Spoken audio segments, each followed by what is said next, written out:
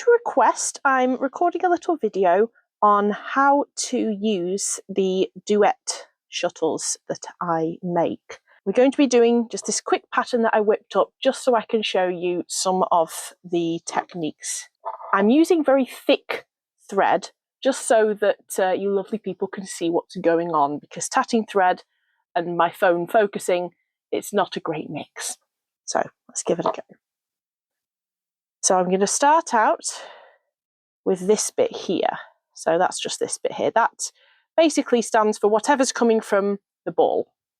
That's this thing. So the way that it works, while you are tatting something from the ball, you'll have two core threads and one thread that's going to show on the outside. And I'll show you how that works. Spot the crocheter, eh? So just going to pinch my threads like so and start working. Oop. Forgotten how to tat, that's not good. So put a standard little stitch there. I'm just going to do a few just so we can kind of see how it works. So I've got two threads on the bobbin side. It's ideal to have the threads coming out the same side, not one this side, one this side.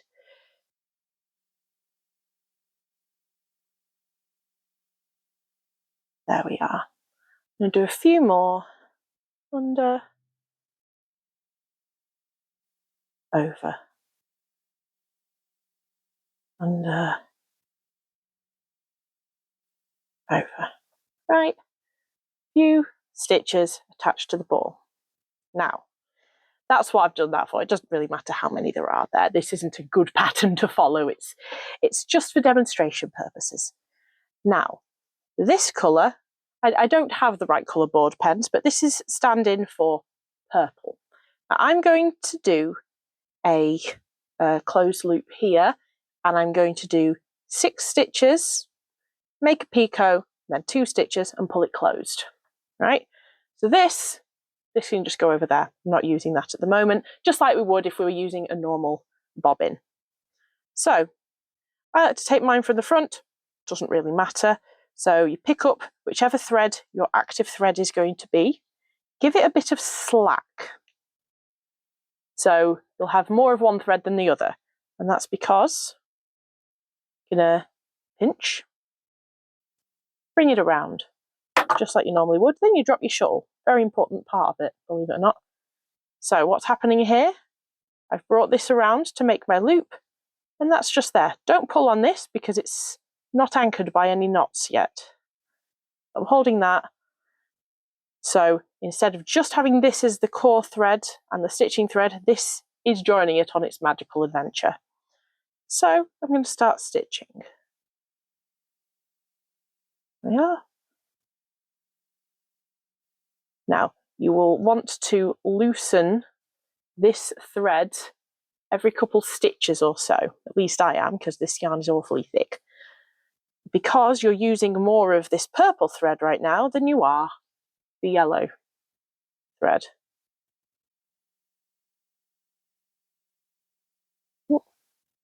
Getting a bit tight, so I'm going to do a bit. So I've got 3 stitches now. And I might speed this up a little bit just until we reach 6.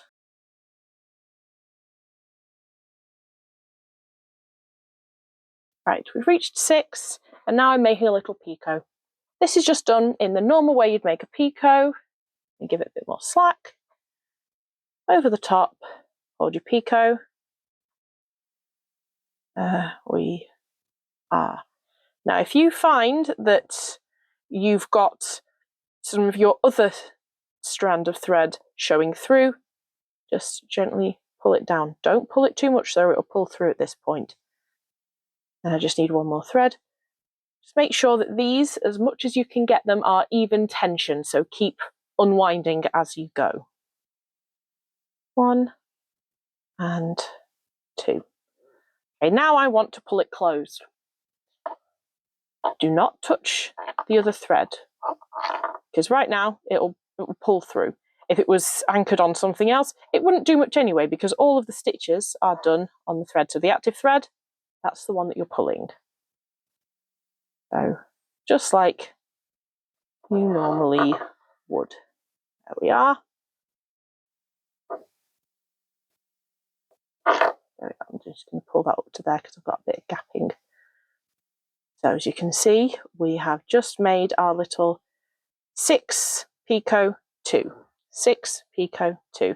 Now we're going to swap threads. So this one, if it's not at the top, bring it up to the top. Pinch around. Give it some slack. I'm going to wind my purple back up actually because we don't need as much slack on that right now because it's just acting as a core thread. We're not using it. It's probably a proper term for it, but I'm going to use core thread because that's how I like to understand it. I'll show you that again because I've made a bit of a pig's ear of it. Pinch, active thread, up and around, even out your tension, and you're ready to go again. So, under, over,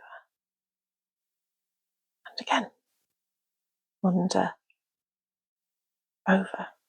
So picots, they're not that different than before. Slip your hook in, pull the working yarn through, slip it through, pull it back. So both strands are going to be coming through there, right? As long as you can still pull your active strand, nothing will happen if you pull this, you'll just tighten it up. As long as you can still pull your active strand, you're golden, right? And I'm going to carry on. So I'm going to do 3, 1.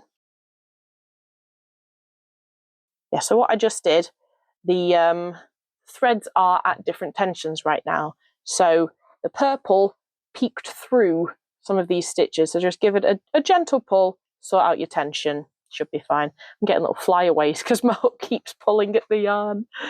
Oh, it's not good. 1, 2, I'm aiming for 3 because that's what this says. 3. Now we do a little picot. Dead easy. Round we go. Hold the space and over. And you see there we got a bit peeking through because my tension's all over the place. Grab that, pull up, and you should be fine. Okay, more of that. 1, 2, 3. Time for another picot. We are doing this picot now. Little guy, don't worry, we can fix that later. That's quite easy to sort too. So even when it's a bit of a pig's ear like that, there we are. And one more.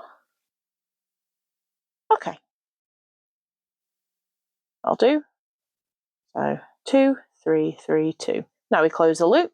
So the active yarn, the colour that we're using, that's the one that we pull. We leave the other one alone unless we're fixing up some tension. Pull, pull, pull, pull, pull. Get out of the way. There we are. Nice and tight. And now we do the other side. So just like before, we're bringing the yarn up, pinching. Oh, I need to pull my yellow yarn back first. I'm using yarn because it just doesn't feel right to call this thread. You'll be using thread, but yeah, I don't recommend doing this. This isn't the most fun way of tatting. So, active colour, bringing it around. Just noticed I've got a pen on my hand. The joys of teaching. Okay, so start stitching. Oh, you're not invited, go away. There we are. There's 1, 2 stitches. Okay. Now we join to the picot. Do that just like before. Slot in, pull it out, bring it through, pull it back. You don't want to pull it through the picot because you won't be able to adjust it.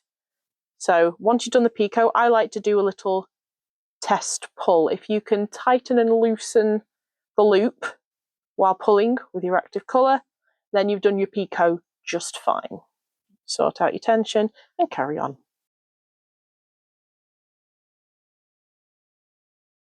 Six.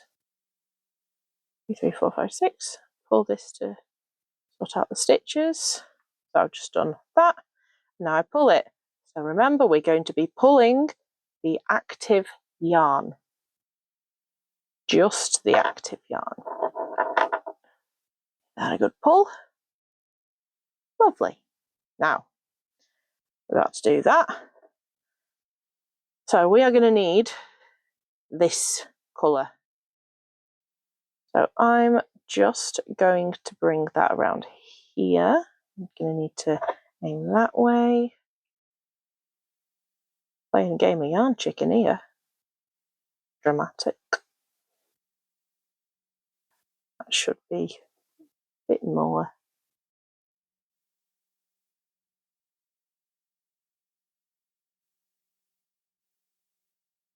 Now, would have been facing that way. Just got a bit turned around. Take that. Tension it. I do it like this because crocheter at heart. And we're just going to stitch with both of these core threads. So under. Oh yeah. There's our first one. Trust the process. It doesn't look like it's going right, but I promise it is. Relatable, innit? So I'm just going to do a few of these here. Over the top.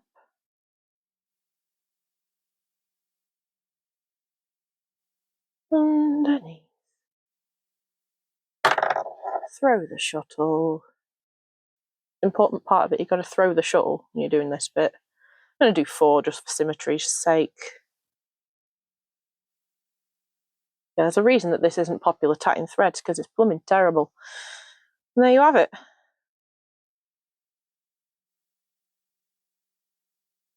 Maybe that side, wouldn't it? So if you wanted to do a different number of stitches, you're fine. The big hole in the middle isn't really a feature of doing this, it's a feature of this yarn. But there you have it. So we've got yarn from the ball, colour 1, colour 2, colour 1, yarn from the ball, and we've ended with this here, so that if we wanted to do a row of these, then we absolutely could, because we carry on, and then the yarn from the ball would be present to do, the yarn from the shuttle would be present to do those. I hope that was a little bit helpful for people. I noticed that there weren't many video instructions on how to use double shuttles, because let's be real, they're a little bit obscure. But they're also quite good for if you want more thread, just instead of 1. Why not 2? I've had 1 shuttle, yes. Why not 2nd shuttle? So there you have it. I wouldn't recommend following this this pattern for anything that you like, because it's one that I just made up off the cuff to make these. But good luck. Use normal thread. Don't do what I did. Thank you for watching. Bye bye.